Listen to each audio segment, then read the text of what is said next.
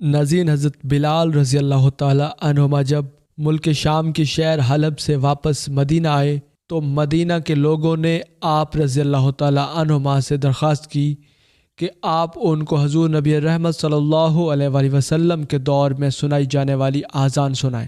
حضرت بلال رضی اللہ تعالی عنہما نے تمام لوگوں کو انکار کیا۔ تب حضرت امام حسن ابن علی علیہ السلام اور حضرت امام حسین ابن علی علیہ السلام آئے اور حضرت بلال رضی اللہ تعالیٰ عنہما کا ہاتھ پکڑ کر فرمایا، اے بلال، ہم آپ سے وہی اذان سننے کے خواہش مند ہیں جو آپ ہمارے نانا جان حضرت رسول خدا صلی اللہ علیہ وآلہ وسلم کو مسجد نبوی میں سناتے تھے۔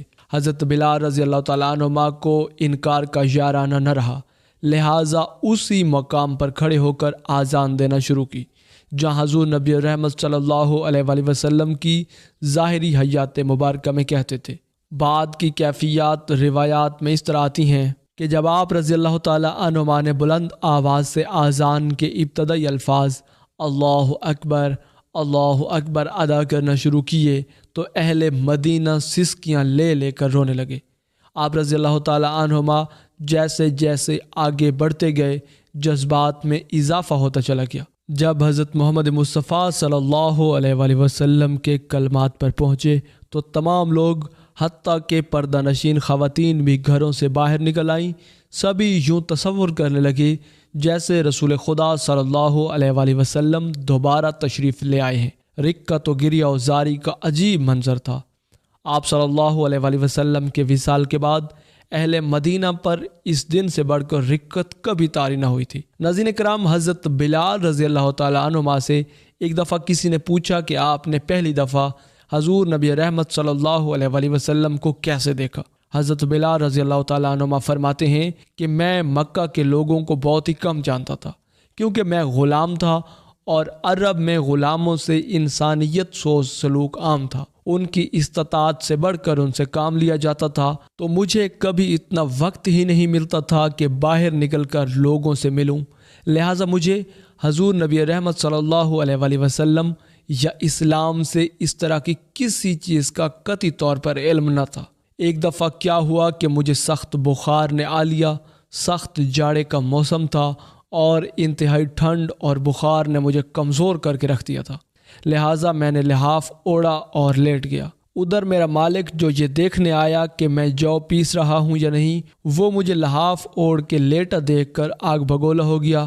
اس نے لحاف اتارا اور سزا کے طور پر میری قمیض بھی اتروا دی اور مجھے کھلے صحن میں دروازے کے پاس بٹھا دیا کہ یہاں بیٹھ کر جو پیسو۔ اب سخت سردی اور اوپر سے بخار اور اتنی مشقت والا کام، میں روتا جاتا اور جو پیستا جاتا تھا۔ کچھ ہی دیر بعد دروازے پر دستک ہوئی۔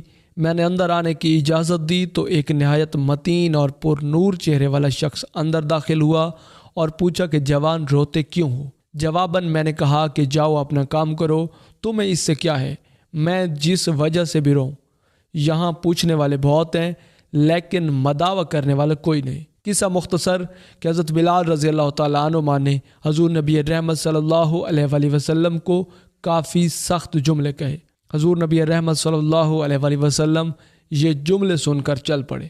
جب چل پڑے تو جناب بلال نے کہا، پس میں نہ کہتا تھا کہ پوچھنے والے سب ہیں، مداوع کرنے والا کوئی نہیں؟ حضور نبی رحمت صلی اللہ علیہ وآلہ وسلم یہ سن کر بھی چلتے رہے۔ حضرت بلال رضی اللہ تعالیٰ عنہما کہتے ہیں کہ دل میں جو ہلکی سی امید جاگی تھی کہ یہ شخص کوئی مدد کرے گا، وہ بھی گئی۔ بلال کو کیا معلوم تھا کہ جس شخص سے اب اس کا واسطہ پڑا ہے وہ رحمت للعالمین ہے۔ جناب بلال کہتے ہیں کہ کچھ ہی دیر میں وہ شخص واپس آ گیا۔ اس کے ہاتھ میں گرم دودھ کا پیالہ اور دوسرے ہاتھ میں کھجوریں بھی تھیں۔ اس نے وہ کھجوریں اور دودھ مجھے دیا اور کہا، کھاؤ پیو اور جا کے سو جاؤ۔ میں نے کہا، یہ جو کون پیسے گا؟ نہ پیسے تو مالک صبح بہت مارے گا۔ اس نے کہا، تم سو جاؤ، یہ پیسے ہوئے جو صبح مجھ سے لے لینا۔ حضرت بلال رضی اللہ تعالیٰ عنہما سو گئے اور حضور نبی رحمت صلی اللہ علیہ وآلہ وسلم نے ساری رات ایک اجنبی حبشی غلام کے لیے چکی پیسی۔ صبح جناب بلال کو پیسے ہوئے جو دیے اور چلے گئے۔ دوسری رات بھی ایسا ہی ہوا، دودھ اور دوا جناب بلال کو دی اور ساری رات چکی پیسی۔ ایسا 3 دن مسلسل کرتے رہے۔ جب تک کہ جناب بلال ٹھیک نہ ہو گئے۔ یہ تھا وہ تعارف جس کے بعد اس لافان عشق نے جنم لیا کہ آج بھی جناب بلال کو صحابی رسول بعد میں اور عاشق رسول پہلے کہا جاتا ہے۔ حضرت بلال رضی اللہ تعالی عنہما حضور نبی الرحمت صلی اللہ علیہ وآلہ وسلم کے ہر وقت پاس رہتے تھے، اسی بنا پر آپ کو ہمیشہ خانہ خدا میں حاضر رہنا پڑتا تھا۔ ایک مرتبہ حضور نبی رحمت صلی اللہ علیہ وآلہ وسلم نے ان سے پوچھا کہ تم کو کس عمل خیر پر سب سے زیادہ ثواب کی امید ہے؟ عرض کیا میں نے ایسا کوئی کام نہیں کیا، البتہ ہر طہارت کے بعد نماز ادا کی ہے۔ نماز میں سب سے پہلے آمین کہتے تھے، لیکن رسول اللہ صلی اللہ علیہ وآلہ وسلم نے فرمایا کہ مجھ سے سبقت نہ کیا کرو۔ اہل ایمان کو تمام اعمال حسنہ کی بنیاد سمجھتے تھے۔ ایک مرتبہ کسی نے پوچھا سب سے بہتر عمل کیا ہے؟ بولے خدا اور اس کے رسول صلی اللہ علیہ وآلہ وسلم پر ایمان لاؤ، پھر جہاد، پھر حج مبرور۔ حضرت محمد مصطفیٰ صلی اللہ علیہ وآلہ وسلم نے ایک مرتبہ حضرت بلال رضی اللہ تعالیٰ عنہما کی طرف اشارہ کر کے فرمایا، بروز قیامت جنتی اونٹنی پر سوار ہو کر اذان کہیں گے، اور جب اشہد ان محمد الرسول اللہ کے کلمات کہیں گے تو تمام انبیاء کرام اور ان کے امتی جناب بلال رضی اللہ تعالیٰ عنہما کو دیکھ رہے ہوں گے۔ انبیاء و شہداء کے بعد آپ کو سب سے پہلے جنت پہنچایا جائے گا۔ نبی کریم صلی اللہ علیہ وآلہ وسلم نے ارشاد فرمایا، بروز قیامت بلال رضی اللہ تعالیٰ عنہما ایسی اونٹنی پر سوار ہو کر آئیں گے جس کی کاٹھی سونے اور یاقوت سے مزین ہوگی، ان کے ہاتھ میں جھنڈا ہوگا، تمام مؤذنین ان کے پیچھے پیچھے ہوں گے، اور یوں حضرت بلال رضی اللہ تعالیٰ عنہ کی قیادت میں وہ قافلہ جنت میں داخل ہو جائے گا، یہاں تک کہ وہ بھی جنت میں داخل ہو جائے گا جس نے صرف 40 دن اللہ کی رضا کے لیے آذان دی ہو۔ ناظرین، اکثر ماخذ میں جناب بلال کے پیغمبر اسلام حضرت محمد مصطفیٰ صلی اللہ علیہ وآلہ وسلم کی وفات کے بعد آذان نہ دینے اور مدینہ سے شام جانے کی وجہ جہاد کی فضیلت اور مجاہدین کے گروہ میں شامل ہونا ہے، اور آپ کی شام ہجرت حضرت ابوبکر کی حکومت یا حضرت عمر کی حکومت کے وقت کہی گئی ہے، لیکن جناب بلال کے کسی جنگ میں شرکت یا فتح کرنے کے بارے میں کوئی خبر نہیں ملتی۔ بعض اقوال کے مطابق پیغمبر اسلام حضرت محمد مصطفیٰ صلی اللہ علیہ وآلہ وسلم کی رحلت کے بعد حضرت بلال خلیفہ اول کی بیعت کے لیے تیار نہیں ہوئے تھے، اسی وجہ سے حضرت عمر بن خطاب کے حکم سے انہوں نے مدینہ کو ترک کیا اور شام کی طرف ہجرت کی۔ حضرت بلال رضی اللہ تعالیٰ عنہما حضور نبی الرحمت صلی اللہ علیہ وآلہ وسلم سے روایات نقل کرنے والے راویوں میں سے بھی ہیں، اور صحابہ و تابعین کے ایک گروہ نے ان سے روایات نقل کی ہیں۔ حضرت بلال کی قدر و جلالت کے بارے میں پیغمبر اکرم صلی اللہ علیہ وآلہ وسلم سے بہت سی احادیث بیان ہوئی ہیں، جیسا کہ بلال کا شمار اسلام قبول کرنے والے پہلے افراد میں سے ہے، وہ تمام مؤذنین کے سردار ہیں، بہشت 3 افراد کے لیے مشتاق ہے، حضرت امیر المومنین علی ابن ابی طالب علیہ السلام، حضرت عمار رضی اللہ تعالیٰ عنہما اور حضرت بلال حبشی رضی اللہ تعالیٰ عنہما۔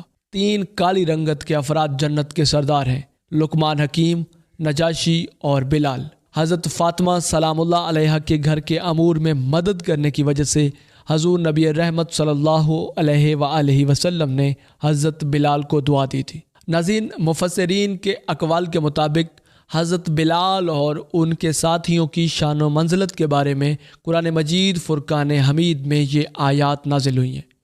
سورہ مبارکہ نساء آیت نمبر 69، سورہ مبارکہ انعام آیت نمبر 52، سورہ مبارکہ نحل آیت نمبر 110، سورہ مبارکہ کہف آیت نمبر 28 اور سورہ حجرات آیت نمبر 11 اور 12۔ ناظرین، حضرت بلال رضی اللہ تعالیٰ عنہما کی شادی کے بارے میں مختلف روایات ملتی ہیں۔ بلازری کی روایت کے مطابق حضرت بلال رضی اللہ تعالیٰ عنہما نے بنی زہرہ کی ایک لڑکی سے شادی کی، اور اسی کی دوسری روایت کے مطابق آپ نے بنی کنانہ کی ایک لڑکی سے شادی کی تھی، اور کہا جاتا ہے کہ حضرت بلال رضی اللہ تعالیٰ عنہما نے اپنے بھائی کے ہمراہ یمن کے سفر کے دوران شادی کا ارادہ کیا۔ رشتہ مانگتے وقت اپنا تعارف یوں کروایا، میں بلال ہوں اور یہ میرا بھائی ہے، ہم دونوں حبشہ کے غلام تھے، ہم گمراہ تھے اور خدا نے ہمیں ہدایت دی، ہم غلام تھے، خدا نے ہمیں آزاد کیا، اگر اپنی بیٹیوں کا رشتہ ہمیں دیں تو الحمدللہ، اگر نہ دیں تو اللہ اکبر، لڑکی کے گھر والے اس سے پہلے کہ جناب بلال کو کوئی جواب دیتے حضرت رسول خدا صلی اللہ علیہ وآلہ وسلم کے پاس گئے اور سارا ماجرا بیان کیا اور آپ سے آپ کی رائے مانگی۔ آپ صلی اللہ علیہ وآلہ وسلم نے 3 بار بلال کے بارے میں رائے دی اور فرمایا اس سے بہتر کون ہو سکتا ہے کہ وہ اہل بہشت ہے۔ ناظرین، بعض اقوال کے مطابق جناب بلال کی کوئی اولاد نہیں تھی، لیکن سخاوی نے اپنی کتاب میں جناب بلال کے بیٹے عمر کو راوی کے عنوان سے ذکر کیا ہے۔ ابن کثیر نے بھی ایک شخص بلال بن عبد الرحمن کا ذکر کیا ہے کہ وہ سلیمان بن بلال جو کہ پیغمبر اسلام کے مؤذن تھے ان کی نسل سے تھے۔ ناظرین، حضرت بلال رضی اللہ تعالیٰ عنہ نے شام ہی کو اپنا وطن بنا لیا تھا اور وہیں پر تا دم حیات مقیم رہے۔ اپنی وفات سے ایک دن پہلے گھر والوں سے فرمانے لگے کل میں اپنے حبیب صلی اللہ علیہ وآلہ وسلم سے ملاقات کروں گا۔ یہ سن کر اہلیہ نے کہا ہائے افسوس، ہائے افسوس، ہائے میری تباہی و بربادی۔ تو حضرت بلال رضی اللہ تعالیٰ عنہ نے فرمایا یہ کیا ہی خوشی کی بات ہے، میری خوشی اور مسرت اس میں ہے کہ کل اپنے محبوب کی زیارت ہوگی۔ ناظرین، اکثر منابع کے مطابق آپ کی وفات سن 20 ہجری کے بعد دمشق میں ہوئی، لیکن سن 17، 18 اور 21 ہجری بھی ذکر ہوئے ہیں، اور کچھ منابع میں بیان ہوا ہے کہ آپ طاعون کی بیماری سے دنیا سے گئے۔ مشہور قول کے مطابق آپ دمشق میں باب الصغیر قبرستان میں مدفون ہیں، اور بعض نے کہا ہے کہ آپ باب کیسانداریہ اور باب الاربعین حلب میں دفن ہوئے، لیکن ایک قول ہے کہ جو حلب میں مدفون ہیں وہ جناب بلال کے بھائی خالد ہیں۔ آپ کی عمر کو وفات کے وقت 60 سال سے زیادہ کہا گیا ہے، اور کچھ منابع میں 63، 64 اور 70 بھی کہا گیا ہے۔ ناظرین، حضرت بلال رضی اللہ تعالیٰ عنہ کی حیات مبارکہ کے متعلق اس ویڈیو سیریز کی یہ آخری ویڈیو تھی۔ اسی امید کے ساتھ اجازت دیجیے کہ آپ کو ہماری ویڈیو پسند آئی ہوگی۔ ملتے ہیں بہت جلد ایک نئی دلچسپ اور علم سے بھرپور ویڈیو میں، تب تک کے لیے اللہ نگہبان۔